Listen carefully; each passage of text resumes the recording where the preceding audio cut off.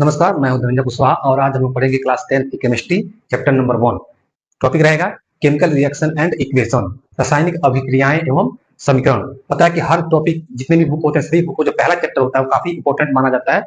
Board के level से ये चैप्टर काफी इंपॉर्टेंट है, लेकिन इसमें थोड़ा सा क्या है कि जो पहला चैप्टर है रासायनिक अभिक्रियाएं एवं समीकरण, अधिकांश बच्चे क्या होते हैं रासायनिक अभिक्रिया चैप्टर तो पढ़ते हैं, बट अभिक्रिया होती कैसे है, क्यों हो जाता है, इसके बारे में पता नहीं होता है मैक्सिमम बच्चों।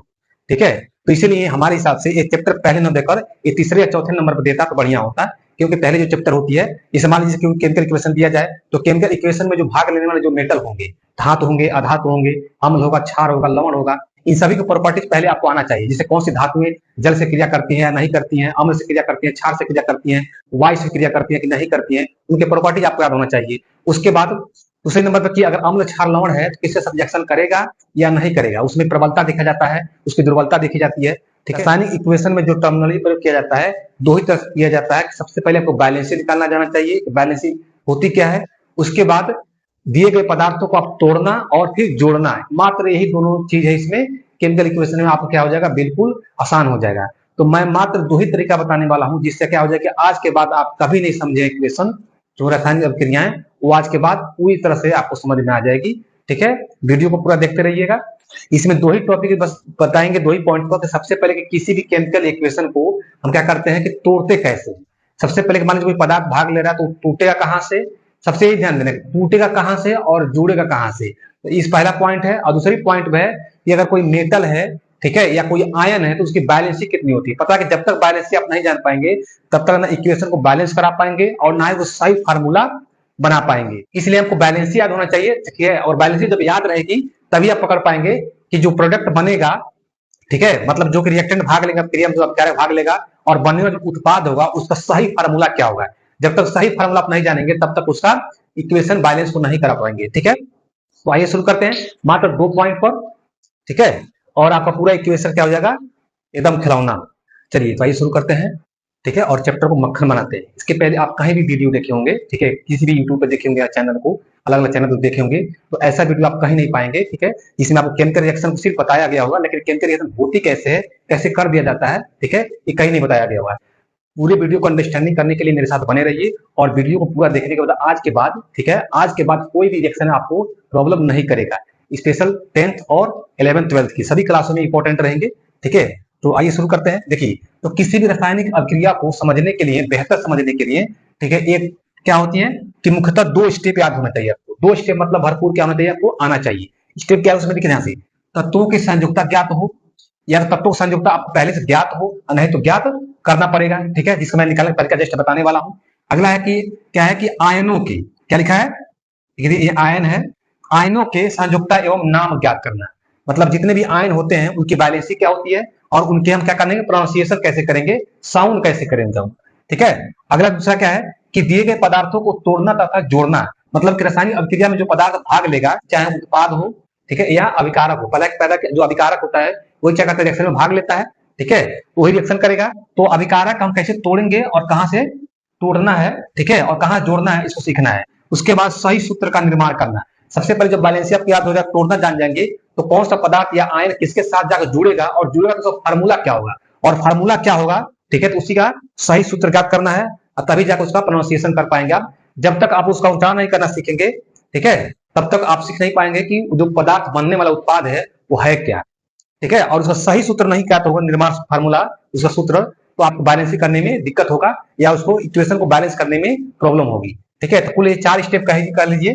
ठीक है, लेकिन मुख्यतः 2 स्टेप में बांटे हैं। आइए शुरू करते हैं। तो सबसे पहले क्या है, तत्वों की संयोजकता ज्ञात करना है। संयोजकता का मतलब क्या होती है कि इसके लिए आपको क्या चाहिए कि 1 से लेकर के आसपास 30 तक, ठीक है, 1 से लेकर 30 तक एलिमेंट याद होना चाहिए आपको, एटॉमिक नंबर वाला। मतलब हाइड्रोजन से लेकर कहां तक, जिंक तक।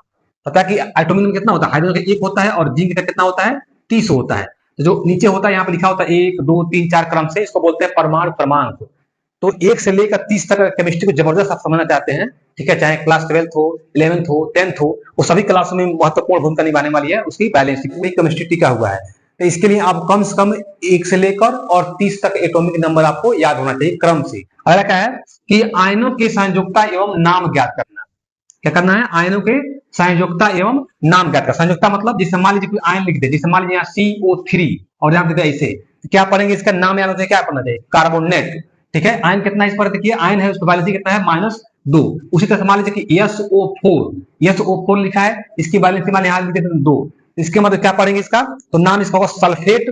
ठीक है, और वैलेंसी कितनी होगी, 2। H जोड़ देते हैं तो साउंड क्या होती है, बाई सल्फेट। वैलेंसी घट जाएगी तो हो जाएगा, साउंड हो जाएगा बाई सल्फेट। उसी तरह से डिफरेंट मैं आयन लिखवाऊंगा, उस आयन का आपको वैलेंसी याद होना चाहिए और उसका नाम। ठीक है, नाम कैसे क्या रखते हैं उसको। उसके बाद देखिए कि दिए गए पदार्थों को तोड़ना तथा जोड़ना। जैसे मान लीजिए हम यहाँ पे लिख दें, जैसे मान लीजिए CH3COOH एसिटिक अम्ल।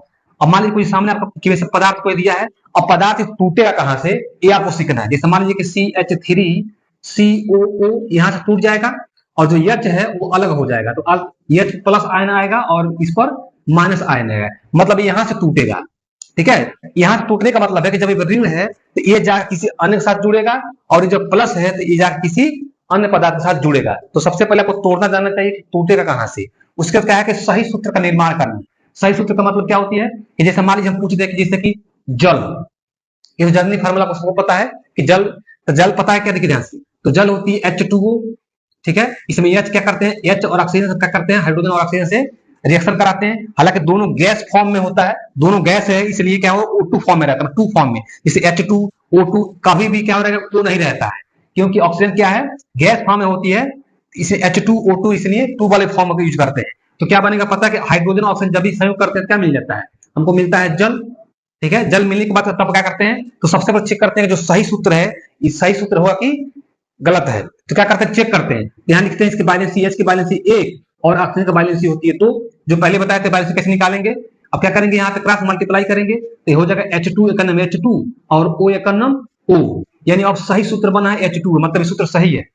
ठीक है, H2 बन जाएगा। बनने के बाद तो क्या करते हैं, बैलेंस करते हैं। 2 ऑक्सीजन है, 1 ऑक्सीजन है, 2 से मल्टीप्लाई करेंगे, 2 ऑक्सीजन हो जाएगा, और 2 दूना 4 हाइड्रोजन, तो 2 से मल्टीप्लाई कर देंगे, 4 हाइड्रोजन हो जाएगा। तो इस तरह से 4 स्टेप हम सीखेंगे और सभी रासायनिक अभिक्रियाओं को एकदम बना देंगे, हलवा बना देंगे। ठीक है, तत्वों की संयोजकता ज्ञात करना। ठीक है, तो इसके लिए क्या कीजिए कि अगर केमिस्ट्री को बेहतरीन तरह से समझना चाहते हैं तो कृपया 1 से लेकर 30 तक एलिमेंटों को आप एटॉमिक नंबर याद कर लीजिए। जितना जल्दी याद रहेगा उतने ही हर कदम पे आपका काम आएगा, चाहे क्लास 10th हो, 11th हो, 12th हो, BSc हो, उसके बाद जो भी कंपटीशन तैयारी करेंगे सभी के लिए कंपलसरी हो जाता है। ठीक है, तो आपको बैलेंस याद होना चाहिए। तो शुरू करते हैं बैलेंस याद करनी। ठीक है, देखिए ये क्या है, ये किसी भी एलिमेंट का क्या होता है, नाभिक होता है। पता है कि दुनिया में जितने पदार्थ बने होते हैं वो सब अत्यंत सूक्ष्म कणों से मिलकर बने होते हैं, जिन्हें क्या कहता है, एटम, जिसे परमाणु कहा जाता है। और हर परमाणु में क्या होता है, उसका न्यूक्लियस होता है बीच में, अर्थात नाभिक होता है। नाभिक के अंदर क्या होती है, प्रोटॉन और न्यूट्रॉन्स होते हैं, जबकि इलेक्ट्रॉन क्या होता है, नाभिक के चारों तरफ क्या होता है, परमाणु के अंदर क्या करता है, घूमता है।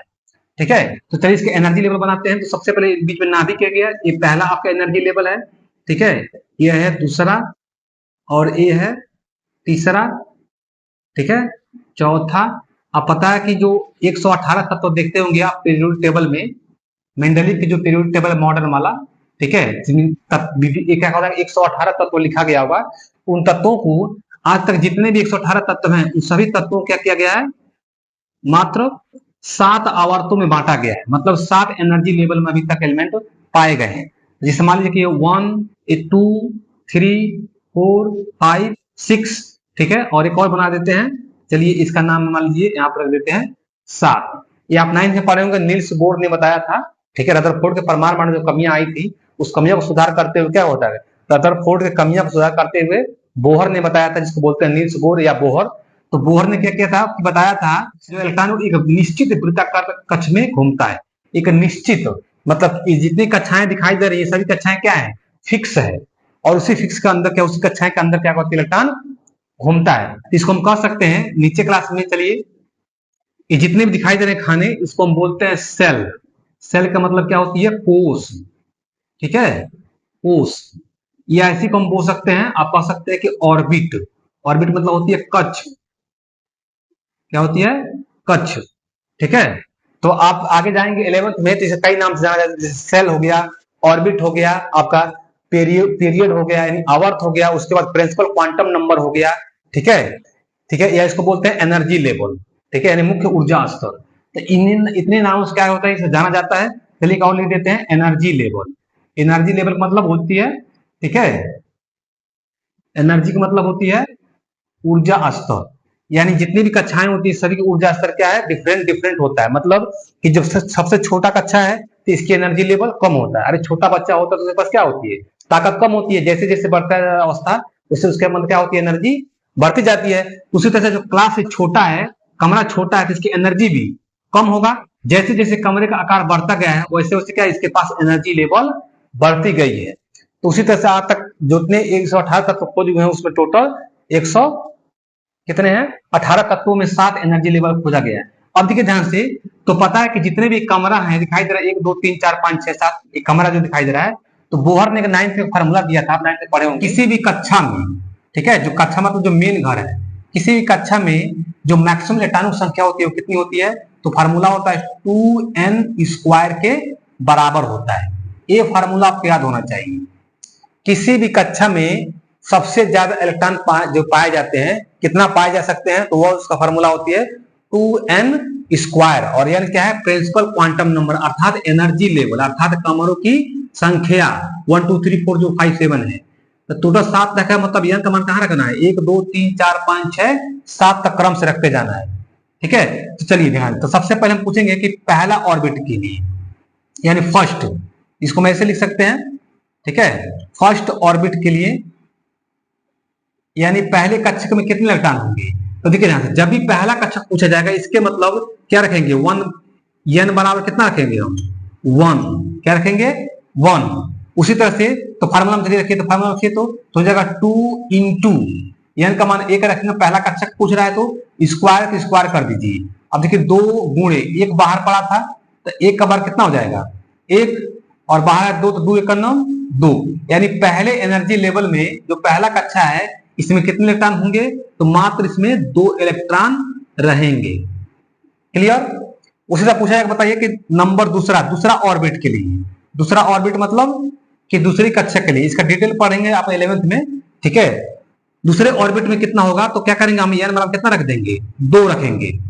इसके मतलब इस फार्मूला में चलिए रखते हैं, तो जगह 2 और यहाँ पे रखेंगे 2 का वर्ग, तो बाहर 2 पड़ा था और 2 का वर्ग कितना हो जाए 4, तो 4 दूना 8। कितने इलेक्ट्रॉन होंगे, टोटल 8 हो जाएंगे। दूसरे में कितना होगा, 8 इलेक्ट्रॉन होगा। उसी तरह से अगर तीसरे ऑर्बिट के पूछा जाए कि तीसरे ऑर्बिट में हम कितने इलेक्ट्रॉन रहेंगे, तो इसके मतलब क्या करेंगे, n बराबर कितना रखेंगे हम, 3। तो जब 3 रखेंगे तो फार्मूला रखिए, तो 2 इंटू 3 का वर्ग, इसी फार्मूला में रखेंगे n बराबर 3, कितना हो जाएगा, 2 बाहर 2 पड़ा था, 3 3 की 9, तो 9 दूना कितना हो जाएगा 18 इलेक्ट्रॉन। यानी तीसरे कक्षा में कितने रहेंगे इलेक्ट्रॉन, कितने रहेंगे 18। उसी तरह से चौथा पूछा जाएगा चौथे ऑर्बिट में, ठीक है, कि चौथे ऑर्बिट मतलब चौथे कक्षक में कितने रहे, कक्षा में, इसके मतलब n बराबर कितना रखेंगे हम, 4। तो देखिए कितना हो जाएगा, 2 गुणे 4 का वर्ग रखेंगे फार्मूला में, कितना हो जाएगा, 2 बाहर पड़ा था, 4 चौको 16, तो 16 दूना कितना हो जाएगा 32, यानी कितना हो जाएगा 32 इलेक्ट्रॉन। उसी तरह से 50 हो जाएगा, ठीक है। उसी तरह से क्या हो जाएगा 72 छठवें में, और इसमें हो जाएगा 98। सातवां में रखेंगे तो n बराबर कितना 7, तो 7 7 49, 49 दूना 98। छठवें पूछेगा छठा के 36, 36 दूना 72। उसी तरह से मान लीजिए पूछेगा कि 10वें कमरे में बताइए, 10वें कमरे में कितने इलेक्ट्रॉन होंगे, इसके बाद क्या करेंगे n बराबर 10 रख देंगे, तो 10 दूनी 100 और 100 दूना 200 इलेक्ट्रॉन रहेगा। उसी तरह से पूछेगा बताइए कि 15वें एनर्जी लेवल में कितने इलेक्ट्रॉन रख सकते हैं, n बराबर कितना रखेंगे 15, और 15 का वर्ग करेंगे 225, और 225 दूना कितना हो जाएगा 450। इस तरह से किसी भी ऑर्बिट का आप कितने इलेक्ट्रॉन रहते हैं उसके अंदर आप निकाल सकते हैं, जब ये फार्मूला आपको याद होना चाहिए, ठीक है। इसे लिखने का मतलब क्या है, इसका उद्देश्य देखिए ध्यान से, इसे मिटा दे रहे हैं, ठीक है। इसका उद्देश्य यह है कि अगर किसी भी एलिमेंट का जब इलेक्ट्रॉनिक विन्यास करेंगे बैलेंसिंग निकालने के लिए, संयोजकता निकालने के लिए, तो क्या होना चाहिए, देखिए अभी पढ़े हैं आपने कि पहले एनर्जी लेवल में कितने इलेक्ट्रॉन होते हैं 2, दूसरे में कितना होता है 8, तीसरे में कितना होता है 18, चौथे में कितना होता है 32, उसमें कितना होता है 50, इसी तरह से 72 और 98। तो ये आपको जो याद है ये वाला, ये आपको याद होना चाहिए, नंबर ऑफ इलेक्ट्रॉन, ठीक है, नंबर ऑफ इलेक्ट्रॉन, अलग अलग कक्षा में कितने इलेक्ट्रॉन होना चाहिए। जब भी हम इलेक्ट्रॉनिक विन्यास करेंगे तो क्या करेंगे, जस्ट इसी पार्ट में हमको तोड़ना है उसको, और तोड़ क्या करेंगे, बैलेंसी को ज्ञात करना है। ठीक है, चलिए तो शुरू करते हैं। ये आपको याद हो गया, ये नोट कर लीजिएगा, 2, 8, 18, 32। चलिए अब क्या करते हैं, बैलेंसी निकालने के लिए कुछ एलिमेंट आपके सामने लिखते हैं। इस एलिमेंट से क्या होता जाएगा कि पता चल जाएगा कि कौन से एलिमेंट मेटल है और कौन सा नॉन मेटल है, मतलब धातु कौन सा है और कौन सा अधातु है। चलिए तो पहले उदाहरण लिख देते हैं, जैसे कार्बन एटॉमिक नंबर 6 होता है, उसी तरह से ऑक्सीजन एटॉमिक नंबर 8 होता है। चलिए नाइट्रोजन भी लिख देते हैं 7, और यहाँ पे चलिए लिख देते हैं सोडियम। ठीक है, फिर कितना लिख देते हैं, मैग्नीशियम, और यहाँ लिख देते हैं एल्युमिनियम। ठीक है, एटॉमिक नंबर 7, इसका होता है 11, इसका होता है 12 और इसका होता है 13।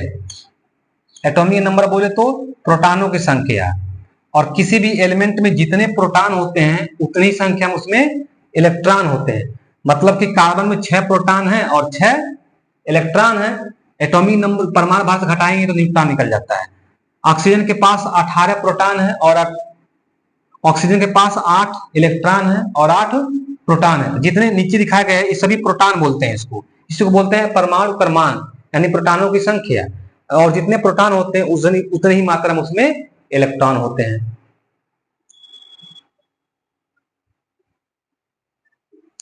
चलिए क्या करेंगे, अब इसका इलेक्ट्रॉन देख लिया है। तो मान लीजिए कार्बन एक आदमी है और इसके 6 लड़के हैं। कितने हैं, 6 लड़के हैं। अब 6 लड़कों के मान लीजिए जो घर है, अभी जो बताए थे ये परमाणु, ठीक है, बीच में जो न्यूक्लियस था, इसके पास जितने भी एनर्जी लेवल अलग अलग था। अब इसी घर में क्या करना है, उसको रखना है। और इस घर का कंडीशन क्या है कि जो पहला कमरा है वो काफी छोटा है, तो छोटा होने का कंडीशन क्या था उसका कि मात्र 2 ही इलेक्ट्रॉन उसमें शिफ्ट हो सकते हैं। तो कार्बन के पास देखिए 6 टोटल इलेक्ट्रॉन है, यानी 6 लड़के हैं। जैसे लाया कि इस कमरे में रखने के लिए क्या होता है, पहले घर कंडीशन क्या है कि 2 ही रखना है, तो मतलब कितना रखेगा, 2। जैसे 2 रखेगा तो कितना बचा, 6 में 2 पहले शिफ्ट हो गया, अब बचा कितना, 4। वो 4 किसमें हो जाएगा, अगले कमरे में चला जाएगा। तो यहाँ पे लिख देते कामा 4। अब देखिए ध्यान से, सबसे बाहरी घर में देखिए, यानी कार्बन दिखाए तो कार्बन कुछ ऐसे बने, इसका नाभिक ये हो गया, ये कार्बन की पहला घर हो गया और ये दूसरा घर हो गया। तो पहले घर में 2 इलेक्ट्रॉन, तो कहीं यहाँ पे दिखा दीजिए, ठीक है, और 4 लिखा है तो कहीं 4 कहीं और दिखा दीजिए, यानी आउटर सेल में। ठीक है, कितना हो गया, 4 इलेक्ट्रॉन हो गया। तो जो सबसे बाहरी घर में होता है उसको बोलते हैं बैलेंस सेल, यानी संयोजी कोष। संयोजी कोष मतलब सबसे बाहरी वाला कोष, यानी कमरा, और उसी कोष को जो इलेक्ट्रॉन होता है बाहरी कोष में, उसी को बोलते हैं बैलेंस इलेक्ट्रॉन, यानी संयोजी इलेक्ट्रॉन। तो आउटर सेल में या बैलेंस सेल में जो भी इलेक्ट्रॉन पाया जाता है उसको हम बोलते हैं बैलेंस इलेक्ट्रॉन। ठीक है, वही क्या करता है कि बैलेंसी को शो करता है, यानी प्रदर्शित करता है बैलेंसी को। चलिए तो अब देखिए ध्यान से, इसका मतलब क्या है कि आउटर सेल में कितने, 4 हैं। हम कार्बन दिखाएंगे ऐसे। अब जो इलेक्ट्रॉन है उसका करते हैं कि सभी दिशाओं में बारी बारी भरते हैं। तो सबसे पहले 1, 2, 3, 4, यह हो गया आपका 4। और देखिए ध्यान से, आउटर सेल में 4 है और चारों को चारों क्या है, अनपेयर है, मतलब अयुग्मित इलेक्ट्रॉन है। क्या है, अयुग्मित। अयुग्मित मतलब जोड़ा में नहीं है। देखो चारों चारों क्या है, सिंगल है। तो जितने भी किसी भी तत्व के बाहरी कोष में जितने सिंगल इलेक्ट्रॉन बचेंगे उसी को हम बोलते हैं वैलेंसी। क्या बोलते हैं, वैलेंसी। इसका मतलब कि कार्बन कितना चाहिए, कार्बन जो वैलेंसी कितना, 4 है। तो क्या होती है कि 4 अनपेयर है, तो जोड़ा कैसे बनाएगा, कहीं से बाहर से लेगा। देखिए कोई भी एलिमेंट चाहता है, ठीक है, कोई भी एलिमेंट क्या चाहता है कि हाइड्रोजन को छोड़कर जितने भी एलिमेंट होते हैं सभी चाहते हैं कि मेरे आउटर सेल में कितने होना चाहिए, कम से कम 8 इलेक्ट्रॉन होना चाहिए। इसको हम बोलते हैं अष्टक नियम, आप 11th जाके पढ़ेंगे। ठीक है, तो कोई भी तत्व चाहता है कि हमारी बाहरी घर में कितने इलेक्ट्रॉन, कम से कम 8 इलेक्ट्रॉन चाहिए, और कितने हैं, 4। 8 कैसे होगा, 4 कहीं से बाहर से लेगा। जैसे कहीं 4 से बाहर लेगा तो खींचेगा ना, 4 लेने का मतलब क्या होता है, खींच रहा है, कहीं से ले रहा है। तो खींचने का मतलब है इसमें कौन सा चार्ज आ जाएगी, -4। कितना ले रहा है, तो 4 ले रहा है, बाहर से खींच रहा है, इसलिए कौन सा चार्ज आएगी, माइनस। और माइनस क्या दिखाता है कि किसी भी एलिमेंट पर अगर माइनस चार्ज आ गया, इसका मतलब वो तत्व तो क्या है, अधातु है। क्या है, नॉन मेटल अर्थात अधातु है। माइनस दिखाता है अधातु है, मतलब कैसे इलेक्ट्रॉन क्या कर रहा है, ग्रहण कर रहा है। इसके मतलब इसकी वैलेंसी कितनी हो जाएगी, 4 हो जाएगा। ये ध्यान रखना है। चलिए ऑक्सीजन देख लीजिए ध्यान से, ऑक्सीजन को बांटेंगे तो 2, पहले कमरे में 2 इलेक्ट्रॉन, कितने बचे, 6। तो अगला में इसको छोड़ देगा 6। अब 6 हुआ, देखिए यहाँ पे दिखाते हैं ऑक्सीजन के, तो आउटर सेल में कितने 6, 1 2 3 4, अब जो 4 भर गया, अभी 2 बचा है, तब क्या करें जोड़ा बनाएगा 5 और ये हो जाएगा, और ये हो जाएगा 6। तो जब देखिए थे, अब ऑक्सीजन के बाहरी को उसमें 6 थे तो 6 हो गया, ये यहाँ पे दिखाई दे रहा है, इसको बोलते हैं लोन पेयर। लोन पेयर मतलब जोड़ा में है, अर्थात इसको बोलते हैं युग्मित इलेक्ट्रॉन, एलपी। युग्मित मतलब जोड़ा में बन चुका है, और जितने जोड़ा में बनते हैं वो क्या करते हैं कि उसको बैलेंसी हम नहीं कहेंगे, रासायनिक अभिक्रिया में भाग नहीं लेते हैं। जितने अनपेयर होते हैं मतलब अयुग्मित होते हैं, जो जोड़ा में नहीं है, उसी को बोलते हैं बैलेंसी। तो देखिए एक यहाँ पे है, एक यहाँ बैलेंसी है, और एक यहाँ बैलेंसी है। दो तो बन गया बैलेंस, जोड़ा में जोड़ा में भाग लेते नहीं, दो ही क्या है अनपेयर है। इसका मतलब क्या हुआ कि कार्बन कितना चाहिए, 2 चाहिए, तभी जोड़ा बनेगा। कहीं से 2 से लेगा तो एक तो यहाँ जोड़ा बन जाएगा, एक यहाँ जोड़ा बन जाएगा, ठीक है। तो 2 चाहिए, इसके मतलब सॉरी ऑक्सीजन है, तो ऑक्सीजन क्या चाहिए 2 और चाहिए, इसका मतलब क्या लेगा 2 को बाहर से खींचेगा, इसका मतलब इसकी बैलेंसी कितनी हो जाएगी 2, और बाहर से ले रहा है, इसके मतलब कि ऑक्सीजन भी क्या है नॉन मेटल है, मतलब अधातु है, ठीक है। और धातु और इसकी संयोजकता कितनी है 2 है। विष मतलब होते हैं बैलेंस, बैलेंस मतलब इलेक्ट्रॉन, उसकी संयोजकता। चलिए नाइट्रोजन देखते हैं, तो बांटेंगे तो 2 और 5, आउटर सेल में देखिए ध्यान से 5 है, इसका मतलब कि नाइट्रोजन देखिए 1 2 3 4 5, ये 5 हो गया। मतलब देखिए एक क्या है, एक लोन पेयर है, और जब कितने अनपेयर है तो 3 अनपेयर है, मतलब 3 चाहिए इसको अष्टक पूरा करने के लिए। 5 है 3 चाहिए 8 हो जाएगा। इसका मतलब कि नाइट्रोजन कितना लेगा, बाहर से कहीं 3 इलेक्ट्रॉन खींचेगा, इसके मतलब खींचने का मतलब माइनस चार्ज, ये भी अधातु है, मतलब इसकी बैलेंसी भी कितनी 3 हो गए। चलिए अब आ जाते हैं सोडियम, मैग्नीशियम और एल्युमिनियम पर, ठीक है। मैक्सिमम आपको जितनी भी रिएक्शन दिए जाएंगे, मैक्सिमम रिएक्शन में आपको यही एलिमेंट देखने को मिलेगा, जो बेसिक एलिमेंट माना जाता है इसको। चलिए यहाँ देखिए सोडियम, एटॉमिक नंबर कितना है 11 है, तो बांटेंगे तो जगह 2, 8, 1, ठीक है। अभी पढ़े ना कि पहले कमरे में 2 इलेक्ट्रॉन होता है, दूसरे कमरे में 8 इलेक्ट्रॉन होता है, तो 8 10 हो गया, 11 है ये, एक बच रहा क्या करेगा तीसरे कमरे में खदेड़ देगा, चाहे तुम तीसरे कमरे में चले जाओ, तो तीसरा में चला जाएगा। अब देखिए ध्यान से, इसका मतलब कि सोडियम को देखिए आउटर सेल में कितने इलेक्ट्रॉन बचा 2, 1 कितना बचा 1, तो इसका मतलब क्या करेगा देखिए ध्यान से, कोई भी एलिमेंट चाहता है अष्टक नियम पालन करना है, यानी हमारे सबसे बाहरी घर में कितना होगा कम से कम 8 इलेक्ट्रॉन चाहिए। तो अभी यहाँ देखिए 8 था नहीं, 4 था आउटर सेल में, आउटर सेल में 6 था, आउटर सेल में कितना था यहाँ पे देखिए 5 था, इसी तरह से आउटर सेल में क्या हो जाएगा 7 बच जाएगा, जब तक 8 नहीं होगा। जब 8 हो जाएगा तो इलेक्ट्रॉन ना किसी से देगा और ना किसी से लेगा, ठीक है। लेकिन अगर 8 से कम है, 4 से अधिक है, तो हमेशा क्या करेगा वो लेगा। लेकिन देखिए ध्यान से सोडियम के बारे में उसमें कितने 1 है, तो याद रखिए किसी भी तत्व के आउटर सेल में यानी बैलेंस सेल में सबसे बाहरी कमरा में 1 इलेक्ट्रॉन 2 इलेक्ट्रॉन 3 इलेक्ट्रॉन अगर बचेगा तो क्या करेगा उसको छोड़ देगा। जैसे देखिए सोडियम के बाहरी को उसमें कितना है 1 है, 1 बचा ना, अगर मान लीजिए अगर 1 निकाल दें, देखिए अगर ये निकाल दें तो बताइए इसके इनर वाले कोष में अंदर वाले कोष में कितने हो जाएंगे 8 कंप्लीट, इसलिए क्या हो जाएगा अस्थाई हो जाएगा। कोई भी एलिमेंट चाहता है कि क्या हो जाए कि हम मैक्सिमम क्या होती है कि स्टेबिलिटी प्राप्त करने की कोशिश करता है, मतलब कि अस्थाई प्राप्त करने की कोशिश करता है। तो एक है इसके पास एक्स्ट्रा, एक का मतलब कि अभी अस्थाई है, अस्थाई नहीं है, तो जब तक इसको छोड़ेगा नहीं तब तक अस्थाई होगा नहीं, तो क्या करेगा छोड़ देगा। जब एक बचेगा तो क्या करेगा त्याग देगा, उसको छोड़ेगा। कितना छोड़ रहा है 1, तो जितना छोड़ता है उसको कौन सी चार्ज आती है प्लस चार्ज आता है। अब प्लस दिखाने का मतलब क्या है कि धातु, इसका मतलब सोडियम क्या है धातु है, क्योंकि एक ही छोड़ रहा है, इसका मतलब कि सोडियम की बैलेंसी क्या करेंगे, एक छोड़ रहा है, इसके मतलब सोडियम की बैलेंसी होगा वो कितना होगा 2 हो।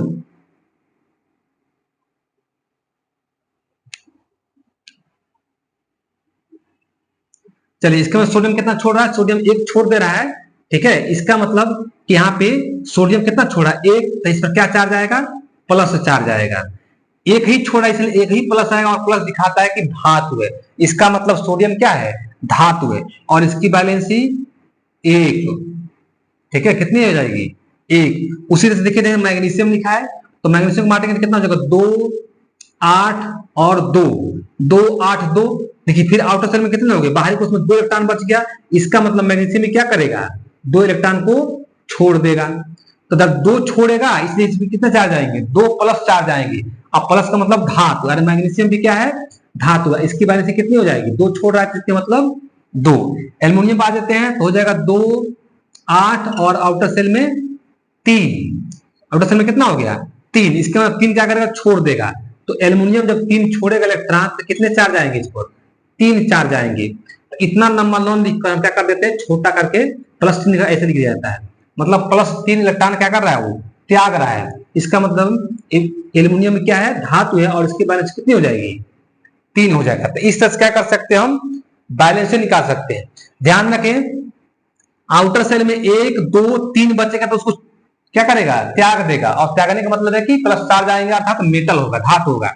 लेकिन जैसे 3 से ज्यादा हुआ आउटर सेल, जैसे यहाँ पे देखिए आउटर सेल में कितने हैं, 4। चलिए यहाँ दिखा देते हैं और एग्जांपल, जैसे हमारे सिलिकॉन, तो सिलिकॉन का एटॉमिक नंबर होता है 14, तो बांटेंगे तो जगह 2 8 8 2 10 और 10 4 14। देखिए ध्यान से बाहरी कोश में कितना हो गया, 4 हो गया ना। जैसे आउटर सेल में 4 बचेगा तब वो क्या करेगा, देगा नहीं, तब किसी से ग्रहण करेगा, किसी से क्या करेगा, लेगा। यहाँ पे 3 था 1 2 था तो क्या किसी को दे रहा था, दान कर दे रहा था। लेकिन जैसे 4 हो गया तो क्या करेगा, अब देगा नहीं, अब किसी से ग्रहण करेगा। इसके मतलब कि सिलिकॉन के आउटर सेल में 1 2 3 4 कोई भी जुड़ाव नहीं है, मतलब चारों चारों अनपेयर है, चारों चारों क्या है, अनपेयर है। इसका मतलब इसकी बैलेंस कितनी हो जाएगी, 4 हो जाएगा। ठीक है, तो जो ग्रहण करेगा उस पर ऋण चार्ज आएंगे, और होते हैं सारे के सारे अधातु। और जितने एक्स्ट्रा इलेक्ट्रॉन बचेंगे आउटर सेल में 1 2 3 बचेगा उसको त्याग देगा, और त्यागने का मतलब प्लस चार्ज आएगी, और प्लस क्या दिखाता है, धातु है। तो इस तरह से आप विभिन्न एलिमेंटों का बैलेंस क्या कर सकते हैं, ज्ञात कर सकते हैं। सबसे पहले बैलेंस निकालना आपको आना चाहिए। केमिकल रिएक्शन सीखने का अगर सीखना है तो सबसे पहला स्टेप यही है कि आप क्या कीजिए, उसकी बैलेंस ही जान जाइए, या निकाल कर उसको याद कर लीजिए। चलिए तो स्टेप नंबर सेकेंड, आयनों को क्या करना है, बैलेंस ज्ञात करना। जितने भी आयन होंगे उसका बैलेंस और उसका नाम कैसे, मतलब उसका नाम कैसे रखेंगे, ठीक है, उसके बारे में देखते हैं। जैसे देखिए कुछ बैलेंस यहाँ पे लिखेंगे, जिसे इधर रहेगा क्या रहेगा, क्षारीय मूलक।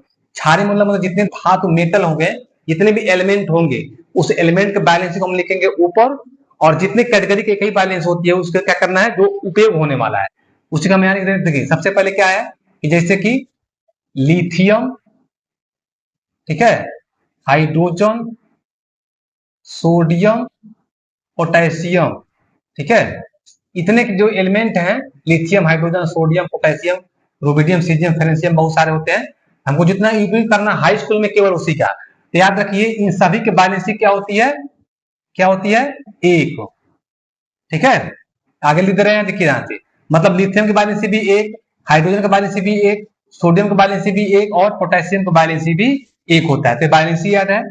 दूसरे बैलेंस में आइए, जिससे मान लीजिए कि हम लिख रहे हैं कि बेरिलियम, ठीक है, क्या होता है, बेरिलियम ले लीजिए, ठीक है, मैग्नीशियम, कैल्शियम, जिंक, इन सभी के बैलेंस क्या होती है, 2 होती है। ठीक है, बेरिलियम मैग्नीशियम कैल्शियम जिंक, ठीक है, इसके बैलेंस क्या करेंगे, हम 2 लेंगे। अभी पॉजिटिव में सभी के सभी क्या है, ये डिस्ट्रिक्ट में पॉजिटिव में लिया जाता है। ठीक है, चलिए इसमें से अब यहाँ पे देखिए ध्यान से, जिंक 2, ठीक। अब उसी तरह से मान लीजिए एक कॉपर है, तो देखिए ध्यान से जब कॉपर के बैलेंस 1 होता है, प्लस दिखाने का मतलब 1, तो इसको हम पढ़ेंगे क्यूप्रस। क्या पढ़ते हैं, इसको पढ़ेंगे क्यूप्रस।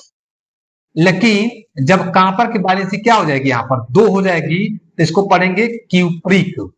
क्या पढ़ेंगे, क्यूप्रिक। होती क्या, देखिए ध्यान से कि जिसकी जब क्या होता है कि बैलेंस अधिक होता है उसमें क्या जोड़ देते हैं, आई सी, यानी इक साउंड होता है, इक।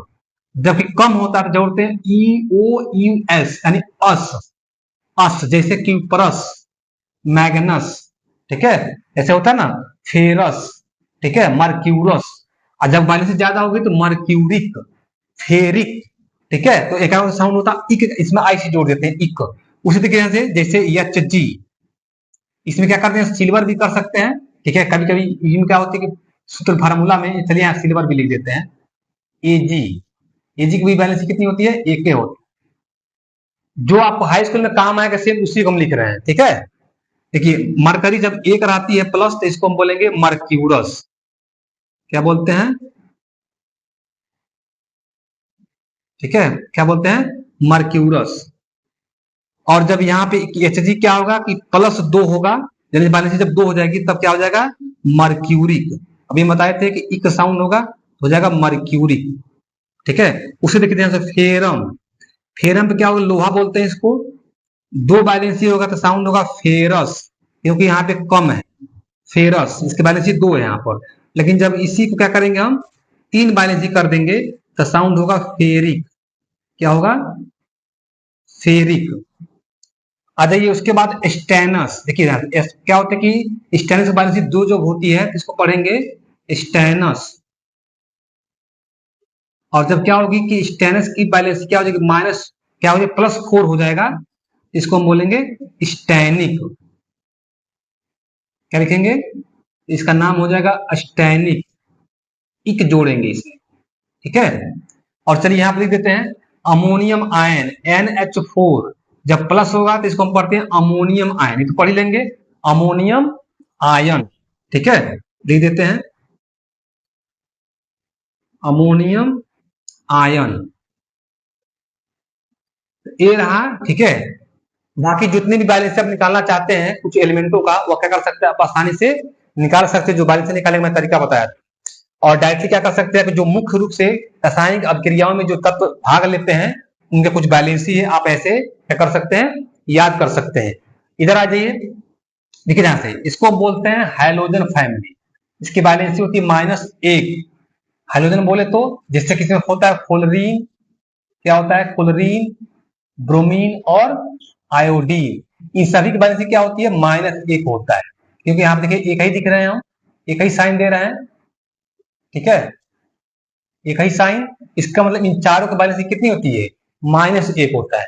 तो इसके नाम है हाइड्रोजन। ठीक है, तो इसका साउंड क्या होगा? देखिए अगर फ्लोरीन है तो फ्लोराइड, क्लोरीन है तो क्लोराइड, ब्रोमीन है तो ब्रोमाइड, आयोडीन है तो आयोडाइड। ऐसे साउंड होगा, क्योंकि अधातुएं हैं, रासायनिक अभिक्रिया में बनने वाले जो पदार्थों का जब साउंड हम करेंगे तो जितने भी क्या होते हैं कि नॉन मेटल होते हैं उसका नाम में क्या होते हैं? चेंजेस कर देते हैं। जैसे कि फ्लोराइड, ये लिखा है फ्लोरीन, फ्लोरीन आयन है, फ्लोरीन आयन है, ब्रोमीन आयन है, आयोडीन आयन है। लेकिन जब किसी केमिकल रिएक्शन में आएगा, ये जो साउंड करेंगे हम फ्लोराइड, क्लोराइड, ब्रोमाइड और आयोडाइड, ऐसे साउंड करेंगे। देखिए यहाँ पे, जैसे मान लीजिए कि यहाँ पे लिखा है यस पर जब 2 होता है तो क्या पढ़ते हैं इसको? बैलेंसी हो जाएगा 2, तो पढ़ेंगे इसको सल्फाइड। क्या पढ़ेंगे? इसको पढ़ेंगे सल्फाइड। ठीक है, और जब ऑक्सीजन पे 2 होगा, पता है ना कैसे बैलेंसी 2 होती है अभी, तो क्या इसको पढ़ेंगे? ऑक्साइड। इसको पढ़ेंगे ऑक्साइड। ठीक है, चलिए उसी तरह से मान लीजिए कि NO2। ठीक है, NO2 बैलेंसी होती है इसकी -1, इसको हम पढ़ेंगे नाइट्राइट। क्या पढ़ेंगे? नाइट्राइट। और जब NO3 रहता है बैलेंसी तो इसकी -1, ये कहीं बैलेंसी होता है, इसको हम पढ़ेंगे नाइट्रेट। क्या पढ़ेंगे? नाइट्रेट। ध्यान रखिए कि जो ऊपर लिख रहे हैं जो साइन माइनस प्लस जो आयन लिख रहे हैं चार्ज, वो इसके बैलेंसी है। ठीक है, चलिए उसके बाद OH। OH का मतलब इसको हम पढ़ेंगे हाइड्रोक्साइड। Hydra oxide. ठीक है, क्या पढ़ेंगे? हाइड्रोक्साइड। अब उसी तरह ध्यान से कि अगर मान लीजिए कि यहां पर देखिए N2 होगा तो नाइट्राइड। क्या पढ़ेंगे? इसको हम पढ़ते हैं नाइट्राइड। ठीक है, चलिए अब यहाँ पे देखिए CO3, इसकी बैलेंस होती है -2, इसको हम पढ़ेंगे कार्बोनेट। अगर किसी कहीं दिखाई दे दिए केमिकल रिएक्शन में तो क्या पढ़ेंगे? इसको कार्बोनेट। ठीक है, बैलेंसी कितनी होती है? -2 होता है। देखिए जब इसी में क्या करेंगे हम H जोड़ देंगे तो HCO3, पहले था CO3 तो बैलेंसी था उसका 2, जैसे H को जोड़ेंगे कितनी हो जाएगी बैलेंसी? 1 हो जाएगा। तब साउंड होगा बाई कार्बोनेट। क्या साउंड होगा? बाई, या हाइड्रोजन भी कह सकते हैं हाइड्रोजन कार्बोनेट या बाई कार्बोनेट। याद रखें कि जिसके साथ H जुड़ जाएगा वो साउंड होगा बाई। एच हो गया बाई और इसमें जुड़ा है CO3, क्या पढ़ेंगे बाई कार्बोनेट, क्या पढ़ेंगे बाई कार्बोनेट। अब देखिए आ जाइए यहां पर SO3, SO3 बैलेंस होती है -2, इसको हम पढ़ेंगे सल्फाइड, क्या पढ़ेंगे सल्फाइड। और जब इसमें H जोड़ देंगे तो बाई सल्फाइड। अब देखिए जैसे यहां पे लिख देते हैं कि SO4, यहां होती है बैलेंस -2, तब इसको हम पढ़ेंगे सल्फेट, क्या पढ़ेंगे सल्फेट। देखिए यहाँ पे 3 था तो सल्फाइड, 4 था तो सल्फेट। जैसे H जोड़ेंगे तो बाई सल्फाइड, इसमें H जोड़ेंगे तो बाई सल्फेट, बैलेंसी क्या हो जाएगी घट जाएगी। जब भी H को जोड़ेंगे तो क्या हो जाएगा बैलेंसी घट जाएगी, 2 था तो 1 घट जाएगा, ठीक है। उसको देखिए ध्यान से CH3 COO, ठीक है। देखिए ध्यान से, जहां लिखने का एक रीजन भी है कि याद भी हो जाएगा, और जहां पे हम चिन्ह दिख रहे हैं मतलब किसी कार्बनिक कंपाउंड में तो वहीं से टूटेगा, ये भी ध्यान रखना है कि जो लिख रहे हैं सल्फाइड किसी का जुड़ा है साथ में तो यहीं से टूटेगा, सल्फाइड सल्फेट एसिटेट, ठीक है। इसको हम पढ़ते हैं एसिटेट आयन, क्या पढ़ते हैं एसिटेट, ठीक है। क्या पढ़ेंगे इसको एसिटेट। उसी तरह से देखिए ध्यान से, जैसे मान लीजिए कि NO4, इसको बोलते हैं पर मैग्नेट, क्या पढ़ेंगे इसको पर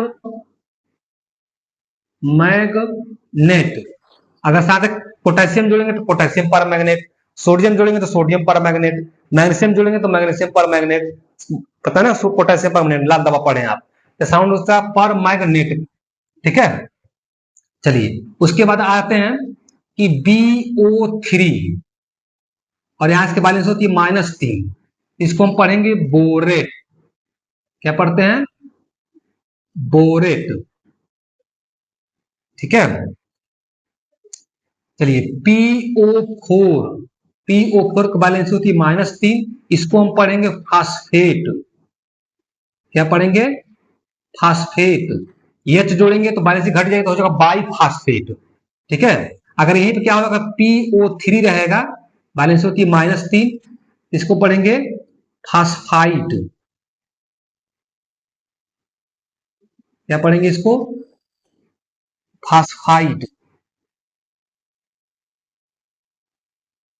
ठीक है।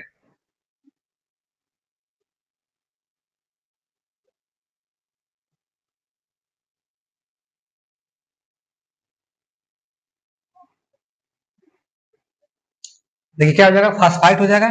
चलिए इसमें जब H जोड़ देंगे तो जैसे हम H जोड़ेंगे, ठीक है, तो PO3 बैलेंस क्या हो जाएगा, पहले 3 था बैलेंस घटे क्या हो जाएगा -2, यानी 1 घट जाएगा, तो साउंड क्या होगा by by phosphide, by phosphide, मतलब जिसके साथ H जुड़ जाएगा साउंड किसका होगा बाई का, ठीक है। तो ये रहा कुछ इंपोर्टेंट आयन, ठीक है, जो कि आपका रासायनिक अभिक्रिया में क्या करेगा भाग लेगा, ठीक है। और इनका साउंड कैसे करेंगे, साउंड लिख दिए, उसके साथ में बैलेंस लिख दिए, और कहां से टूटेगा ये भी आपको पता चल जाएगा कि कहां से हमको तोड़ना है, ठीक है। कहते हैं C2O4, इसको पढ़ते हैं ऑक्सीलेट,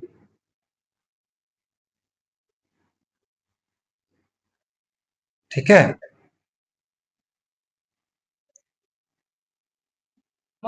थर्ड पे स्टेप क्या है कि सूत्र बनाना, ठीक है, फॉर्मेशन ऑफ केमिकल फार्मूला, रासायनिक जो सूत्र होती है, जो रासायनिक पदार्थ होंगे उसका फार्मूला कैसे बनेंगे, ठीक है। तो देखिए ध्यान से, तो कंडीशन क्या लिखा है कि आयन या तत्व, एक तरफ क्या करते हैं आयन या तत्व का नाम लिखते हैं, और एक तरफ क्या लिखते हैं उसकी वैलेंस लिखते हैं, यानी उसकी वैलेंस मतलब उसको संयोजकता लिखते हैं। ये लिखने पर क्या है, मान लीजिए कोई एलिमेंट है ए है, ये तत्व हो सकता है अथवा आयन हो सकता है। आयन का मतलब जैसे अभी बताए थे carbonate sulphate, by carbonate by sulphate, ठीक है।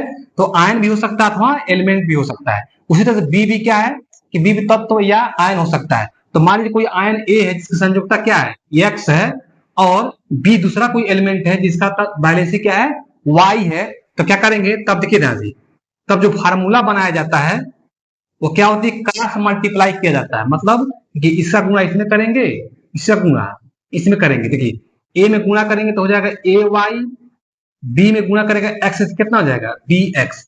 ए बन जाएगा आपका केमिकल फार्मूला। ठीक है, देखिए ध्यान से, जैसे मान लीजिए कि अभी हम उदाहरण देखें, जैसे बोल लीजिए कि हमको लिखना है जिंक नाइट्रेट। क्या होगा, जिंक नाइट्रेट का फार्मूला हमको बनाइए। जैसे मान लीजिए जिंक नाइट्रेट, तो अब पता नहीं है, लेकिन आपको फार्मूला याद है कि जिंक है, तो क्या लिखिए, सबसे पहले एलिमेंट जिंक है, लिखिए जिंक। और अभी पढ़े हैं जिंक की वैलेंसी कितनी होती है, 2। उसी तरह से नाइट्रेट, तो नाइट्रेट अभी पढ़े हैं कि NO3, और इसकी वैलेंसी कितनी होती है, 1 होती है। अभी आप जस्ट पढ़े होंगे। ठीक है, जो अभी लिखवाए थे क्या, जिसको नोट करके, और जो मैं बता रहा हूँ उस चीज को उसमें देखिए कि नाइट्रेट कैसे लिखा गया है, जिंक के लिखा है, उसको बैलेंस कैसे लिखा गया है। अभी हमने क्या तत्व तो लिख दिया, आयन लिख दिया, क्या करेंगे, क्रॉस मल्टीप्लाई करेंगे, इसका गुणा इसमें, इसका गुणा इसमें करेंगे। बताओ जिंक एक नाम कितना हो जाएगा, तो हो जाएगा जिंक एक नाम जिंक, और नाइट्रेट तो देखो ध्यान से NO3। ठीक है, अब 2 से मल्टीप्लाई करेंगे, जरा ध्यान से देखिए, जब हम 2 से मल्टीप्लाई करेंगे, नाइट्रोजन कितना हो जाएगा, नाइट्रोजन दूना हो जाएगा 2, ऑक्सीजन कितना हो जाएगा, ऑक्सीजन होगा 3 दूना 6। ठीक है, 3 है और 2 है तो 6। तो ऐसे हम क्या कर सकते हैं, देखिए लिख सकते हैं कि जिंक, और देखिए दो क्या है कि दो दिखाई दे रहा है, 2 कामन ले लीजिए, तो 2 कामन लेंगे तो क्या हो जाएगा, NO3 का होल ट्वाइस, यानी बन जाएगा ऐसा जिंक नाइट्रेट। तो या तो आप ऐसे लिखिए, और नहीं देखिए ध्यान से, ये जो नाइट्रेट आयन है ये कभी अलग नहीं होगा। तो जब अलग होगा नहीं, इसके मतलब क्या हो जाएगा, इन सभी के क्या हो जाएगा होल, जब गुणा करेंगे क्या हो जाएगा, दोनों तीनों दोनों पदों पर NO3 क्या लग जाएगा, होल ट्वाइस लग जाएगा। ये बनेगा आपका जिंक नाइट्रेट। ठीक है, सूत्र बनेगा जिंक नाइट्रेट। अब देखिए ध्यान से, तो सूत्र बनाना था और बताया था कि तोड़ना कैसे थे, अगर टूटेगा भी, देखिए ध्यान से, तो जिंक नाइट्रेट है NO3 का होल ट्वाइस, जब भी ये टूटेगा तो क्या हो जाएगा, जिंक, देखिए ध्यान से, जिंक अलग हो जाएगा। ठीक है, और नाइट्रेट क्या हो जाएगा, नाइट्रेट अलग हो जाएगा। ठीक है, ऐसे ही टूटने का मतलब कि हमेशा जिंक यहीं से टूटेगा, यहीं से टूटेगा ही, जिंक नाइट्रेट अलग हो जाएगा और जिंक अलग हो जाएगा। उसी तरह से चलिए यहां पर देख लीजिए, जिसे जिसे पोटेशियम एसिटेट, हम लिख देते हैं कि पोटेशियम एसिटेट। ठीक है, अब देखिए ध्यान से, सबसे पहले लिखा है पोटेशियम, तो पोटेशियम की वैलेंसी केस दिखाते हैं, के पोटेशियम प्रेजेंट करते हैं के से, वैलेंसी कितनी होती है 1। एसिटेट बोला जा रहा है तो CH3COO को बोलते हैं एसिटेट, इसकी वैलेंसी कितनी होती है 1। क्रॉस मल्टीप्लाई कीजिए, देखिए दोनों की वैलेंसी सेम है तो क्या हो जाएगा, पोटेशियम का नाम पोटेशियम एसिटेट एक एसिटेट, तो फार्मूला क्या बनेगा, तो फार्मूला क्या बनेंगे, तो देखिए फार्मूला बनेगा, तो पोटेशियम का नाम हो जाएगा पोटेशियम, और एसिटेट कितना हो जाएगा CH3COO, एक नाम क्या हो जाएगा पोटेशियम एसिटेट। लेकिन ये क्या होती है, जो एसिटेट आयन है एक कार्बनिक कंपाउंड है, क्या है, एक कार्बनिक कंपाउंड है। ठीक है, तो इसका करते हैं पोटेशियम को आगे न लिख के, ठीक है, यहां न लिख के क्या है, उसके पीछे लगा दिया जाता है, जैसे ऐसे लिखा जाएगा CH3COO, तब यहाँ पे जोड़ेंगे पोटेशियम आगे लिख, जो भी एलिमेंट आगे जोड़ेंगे एसिटेट का आयन साथ, वो हमेशा क्या होते हैं, यहाँ लिख दिया जाता है, तब होगा।